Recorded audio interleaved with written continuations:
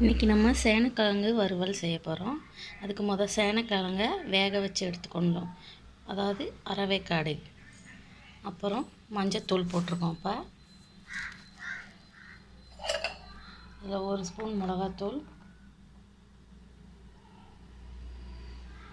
1/2 spoon மல்லித்தூள்,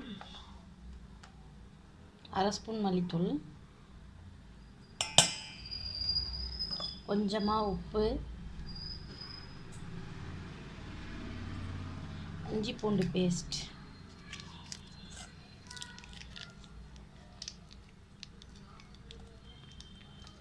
அது 1 teaspoon,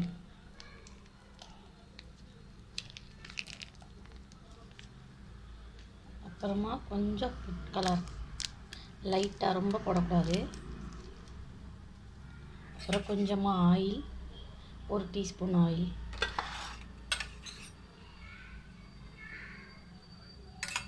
கொஞ்சமாக தயிர், அதுவும் 1 டீஸ்பூன், இல்லைன்னா கொஞ்சமாக போதும். லெமன் இருந்தால் நீங்கள் லெமன் போட்டுக்கலாம்.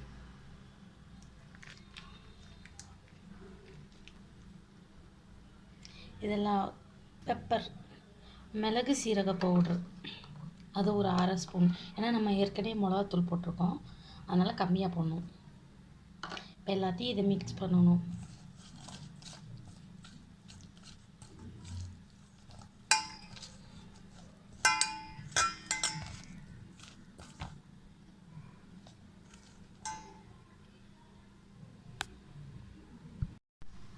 இப்போ மிக்ஸ் பண்ணியாச்சு. அதில் நம்ம சேனக்கிழங்கு எடுத்து போட போகிறோம்.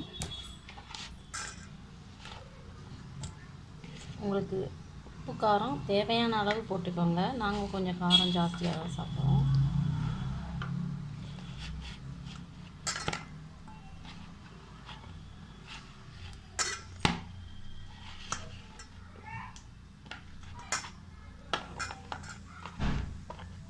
இப்போ இது எல்லாத்தையும் மிக்ஸ் பண்ணணும். நல்லா மிக்ஸ் பண்ணிக்கோங்க. இப்போ இதை போட்டு வறுக்க போகிறோம். நம்ம ரெடி பண்ணி வச்சுருந்தோம்ல சேனக்கிழங்கு, அது ஒரு 10 நிமிஷம் ஊறிருக்கு. இதை நம்ம வறுக்க போகிறோம்.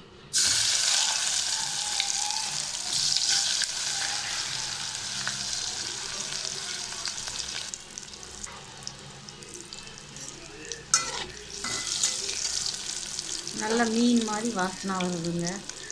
அப்படியே மீன் மாதிரி தான் இருக்கும். நீங்கள் செஞ்சு சாப்பிட்டு பாருங்கள்.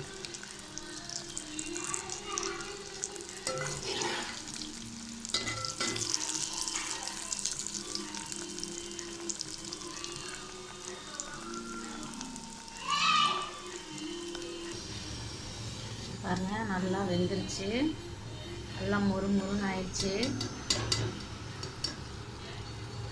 கறி மீன் சாப்பிடாதவங்க இதை செஞ்சு சாப்பிட்டு பாருங்கள், செமையாக இருக்கும்.